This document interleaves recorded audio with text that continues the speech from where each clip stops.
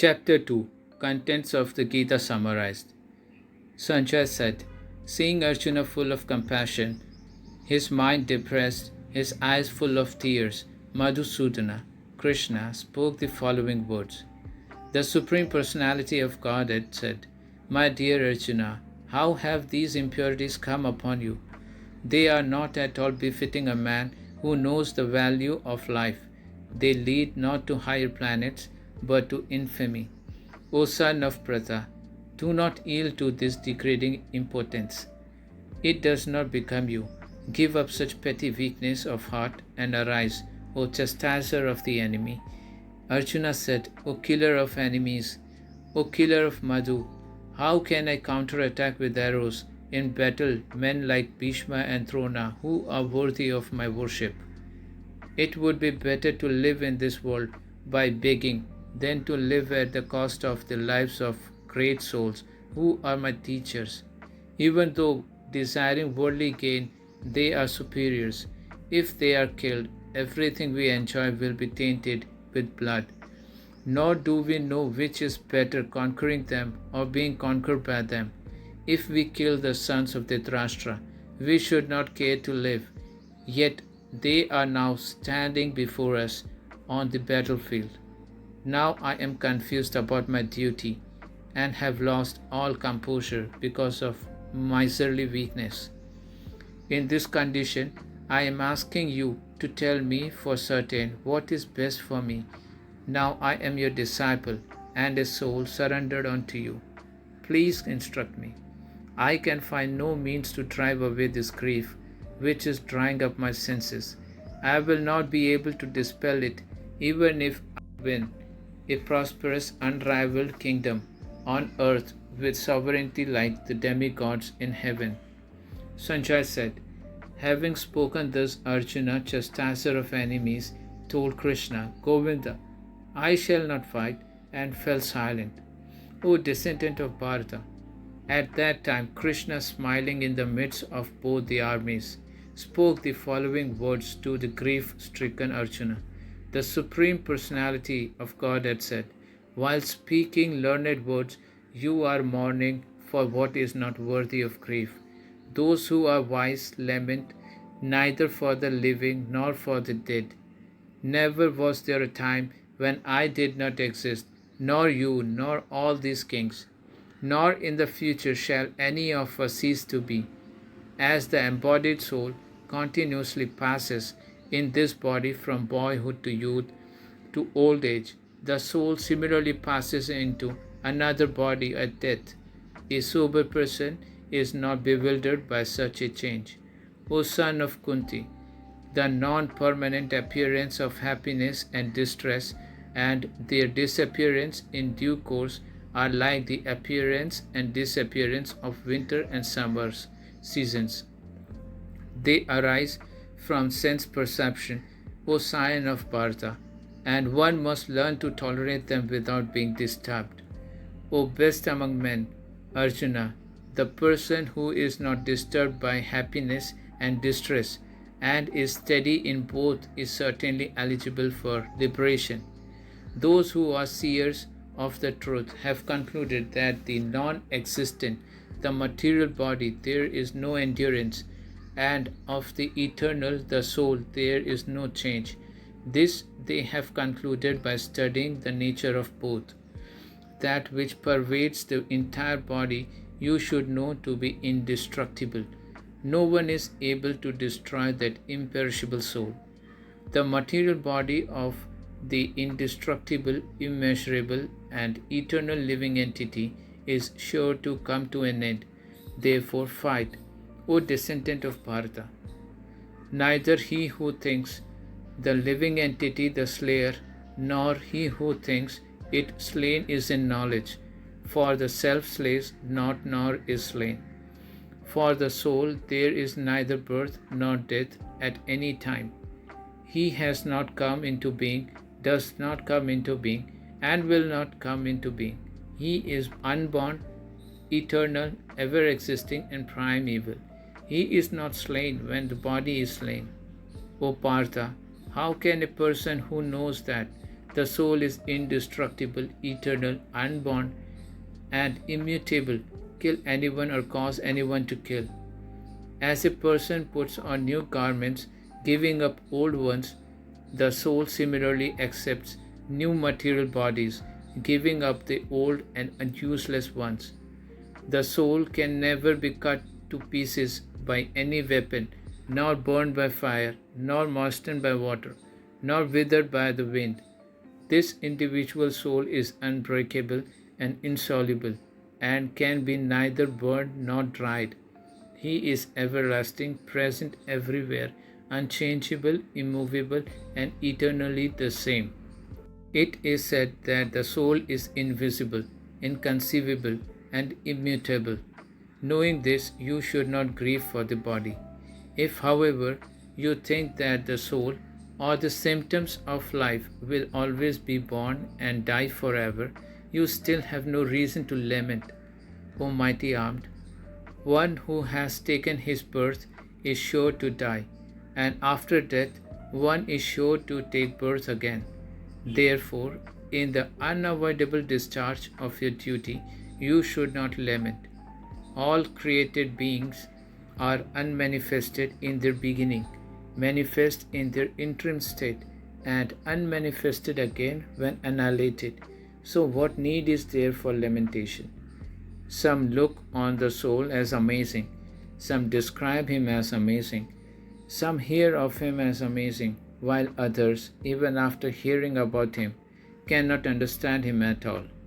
O descendant of Bharata, he who dwells in the body can never be slain. Therefore, you need not grieve for any living being. Considering your specific duty as Kshatriyas, you should know that there is no better engagement for you than fighting on religious principles, and so there is no need for hesitation. O Partha, happy are the Kshatriyas to whom such fighting opportunities come unsought, opening for them the doors of the heavenly planets. If, however, you do not perform your religious duty of fighting, then you will certainly incur sins for neglecting your duties, and thus lose your reputation as a fighter. People will always speak of your infamy, and for a respectable person, dishonor is worse than death. The great generals who have highly esteemed your name and fame will think that you have left the battlefield out of fear only, and thus they will consider you insignificant. Your enemies will describe you in many unkind words and scorn your ability. What could be more painful for you? O son of Kunti, either you will be killed on the battlefield and attain the heavenly planets, or you will conquer and enjoy the earthly kingdom. Therefore, get up with determination and fight. Do your fight for the sake of fighting, without considering happiness or distress, loss or gain, victory or defeat, and by so doing you shall never incur sin. Thus far I have described this knowledge to you through analytical study. Now listen as I explain it in terms of working without fruitive results. O son of Pratha, when you act in such knowledge, you can free yourself from the bondage of works. In this endeavor, there is no loss or diminution, and a little advancement on this path can protect one from the most dangerous type of fear. Those who are on this path are resolute in purpose, and their aim is one. O beloved child of the Kurus, the intelligence of those who are irresolute is many-branched. Men of small knowledge are very much attached to the flowery woods of the Vedas, which recommend various fruitive activities for elevation to heavenly planets, resultant good birth, power, and so forth. Being desirous of sense gratification and opulent life, they say that there is nothing more than this. In the minds of those who are too attached to sense enjoyment and material opulence, and who are bewildered by such things, the resolute determination for devotional service to the Supreme Lord does not take place. The Vedas deal mainly with the subject of the three modes of material nature. O Arjuna, become transcendental to these three modes. Be free from all dualities and from all anxieties for gain and safety, and be established in the self. All purposes served by a small well can at once be served by a great reservoir of water. Similarly, all the purposes of the Vedas can be served to one who knows the purpose behind them. You have a right to perform your prescribed duty, but you are not entitled to the fruits of action. Never consider yourself the cause of the results of your activities, and never to be attached to not doing your duty. Perform your duty equipoised, O Arjuna, abandoning all attachment to success or failure. Such equanimity is called yoga. O Dhananjaya, keep all abominable activities far distant by devotional service, and in that consciousness surrender unto the Lord. Those who want to enjoy the fruits of their work are misers. A man engaged in devotional service rids himself of both good and bad reactions, even in this life. Therefore, strive for yoga, which is the art of all work. By thus engaging in devotional service to the Lord, great sages or devotees free themselves from the results of work in the material world. In this way, they become free from the cycle of birth and death and attain the state beyond all miseries by going back to Godhead. When your intelligence has passed out of the dense forest of delusion, you shall become indifferent to all that has been heard and all that is to be heard. When your mind is no longer disturbed by the flowery language of the Vedas, and when it remains fixed in the trance of self-realization, then you will have attained the divine consciousness. Arjuna said, O Krishna, what are the symptoms of one whose consciousness is thus merged in transcendence? How does he speak, and what is his language? How does he sit, and how does he walk? The Supreme Personality of Godhead said, O Partha, when a man gives up all varieties of desire for sense gratification, which arise from mental concoction, and when his mind, thus purified, finds satisfaction in the self alone, then he is said to be in pure transcendental consciousness. One who is not disturbed in mind even amidst the threefold miseries, or elated when there is happiness, and who is free from attachment, fear and anger, is called a sage of steady mind. In the material world, one who is unaffected by whatever good or evil he may obtain, neither praising it nor despising it, is firmly fixed in perfect knowledge.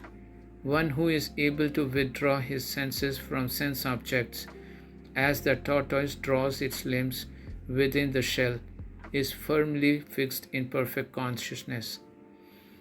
Though the embodied soul may be restricted from sense enjoyment, the taste for sense objects remains, but ceasing such engagements by experiencing a higher taste, he is fixed in consciousness.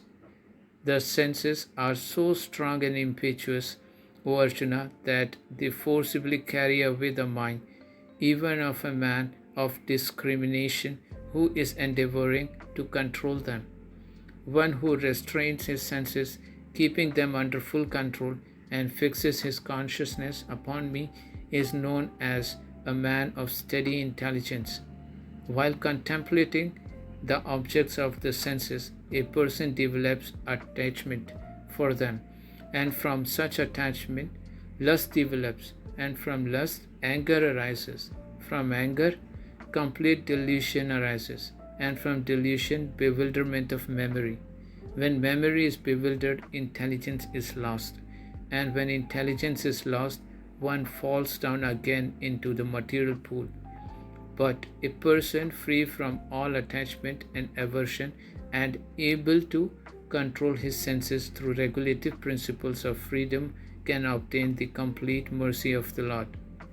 For one thus satisfied in Krishna consciousness, the threefold miseries of material existence exist no longer. In such satisfied consciousness, one's intelligence is soon well established.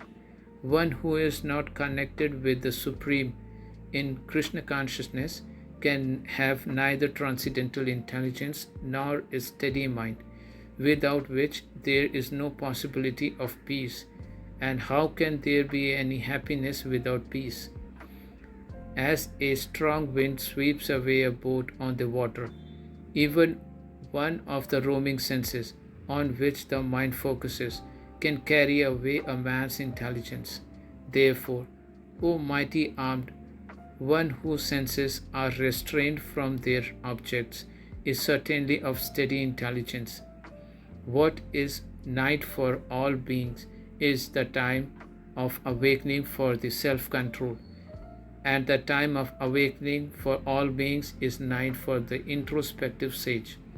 A person who is not disturbed by the incessant flow of desires that enters like rivers into the ocean, which is ever being filled but is always still, can alone achieve peace, and not the man who strives to satisfy such desires.